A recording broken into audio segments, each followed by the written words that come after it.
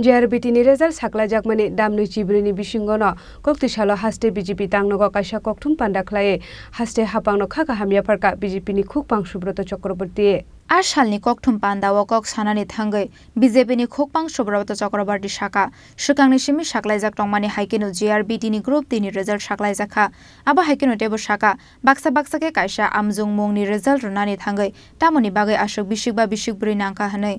आबनो तुइबो BJPनि खुकपां सुब्रत चक्रवर्ती साका साख्रि रुनानि सुकां साख्रिनो तुइ जेखे चेरै नायकलो हनै सुकांनि हापां रै कलांमानि 10323 नि साख्रि कमामानि हाई हासिनि लोकरक टेता उंथन हिनै JRBT বা কোনো একটা বোর্ড যখন একটা মেধা তালিকা তৈরি করেন ন্যূনতম একটা জায়গা তাদেরকে ফিক্স করতে হয় যে কোন জায়গা পর্যন্ত মেধা তালিকা নেবেন তো সেই জায়গায় এসে তাদেরকে দেখা গেল যে এই অংশের এক্স সার্ভিসম্যান এবং ফিজিক্যালি উইকার যারা রয়েছেন তাদের মধ্যে 63 জনকে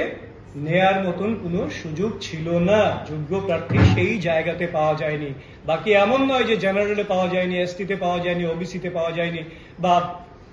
ইত্যাদি কোনো বিষয় নেই এইটা হচ্ছে একটা বিষয়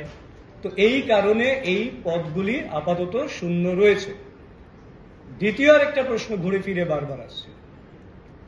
কেউ কেউ প্রিজাম্পশন করছেন যে একটা বড় অংশ চাকরিতে জয়েন করবেন না কোন ডিপার্টমেন্ট যখন পরীক্ষা নেয় যখন ফাইনাল লিস্ট আউট করে তখন তারা ধরেই নেয় যে যেহেতু আমরাই বলি যে বেকার বেশি বেকারত্ব বাড়ছে আবার আমরাই বলি বেকার চাকরি পাবে চাকরিতে জয়েন করবে না এটা নিজের সঙ্গে নিজের দ্বন্দ্ব প্রকাশ হচ্ছে এখানে কারণ বেকাররা চাকরি পাবে চাকরির জন্যই পরীক্ষা দেয় কাজেই ডিপার্টমেন্ট কিংবা বোর্ড ধরে নেবে যে তারা জয়েন করবে সেটা স্বাভাবিক এবার কেউ কেউ বলছেন কোত্থেকে তথ্য পান জানি না যে অন্য চাকরিতে কেউ কেউ জয়েন করেছেন এবার অন্য চাকরিতে কেউ যদি জয়েন করে থাকেন তাহলে সেটা পার্সন কনসার্ন যতক্ষণ না জানাচ্ছেন যে আমি ওই চাকরিতে জয়েন করেছি এই পরীক্ষায় আমি টিকেছি বা এই পরীক্ষায় আমি প্রিলিমিনারিতে আমি কোয়ালিফাই করেছি আমি এইটাতে আর এপিআর করব না অ্যাকসেপ্ট করব না ততক্ষণ পর্যন্ত কোন কোন জায়গায় কোন কোন ক্যান্ডিডেট পরীক্ষা দিচ্ছেন কোনটা অ্যাকসেপ্ট করবেন করবেন না সেই জায়গাটা সিল করার মতন কোনো জায়গা কিন্তু কারণ নেই সেটা সময় বলবে কারা জয়েন করবেন করবেন না যদি না করেন তো ঠিক আছে আবার পরীক্ষা হবে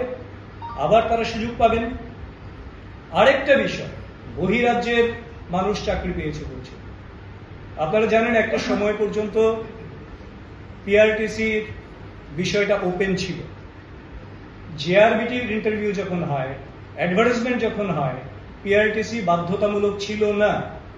তার জন্য বাইরের থেকে কেউ কেউ অ্যাপ্লাই করেছেন খুব ছোট্ট অংশ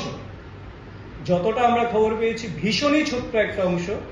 যারা অ্যাপ্লাই করেছেন এবং তার মধ্যেও ভীষণই ছোট্ট একটা অংশ যারা কোয়ালিফাই করেছেন মেরিট লিস্টে যারা আছেন একেবারে নেই তা নয় কয়েকজন তো আছেন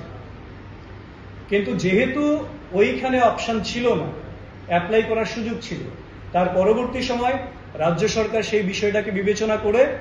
সম্ভবত 2022-এর শেষে বা 23-এর কোনো প্রথম দিকে কোনো একটা সময়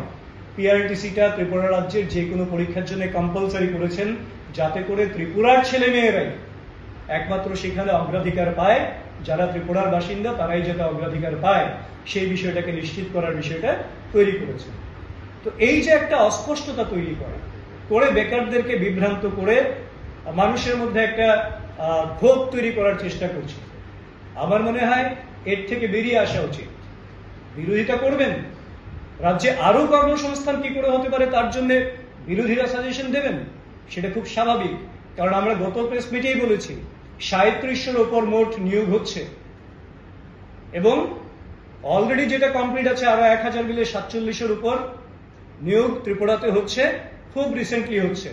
এই জেআরবিটির মাধ্যমেও যাদের ফাইনালি যারা মেরিট লিস্টে যাদের নাম এসছে মেধা তালিকায় যারা আছেন তাদের 37টা ডিপার্টমেন্ট থেকে যে রিকোজিশন দেওয়া হয়েছিল সেই নিরিখে হয়েছে এখন অ্যাকর্ডিংলি সেই ডিপার্টমেন্টে জেআরবিটি তাদের নাম তালিকা পাঠিয়ে দেবেন এবং তাদের অফার সেই কনসার্ন ডিপার্টমেন্টগুলি প্রদান করবেন এটাই হচ্ছে নিয়ম রাজা খোরাগলনি সিমি প্রণাম নিককঠুম চিনি খরাং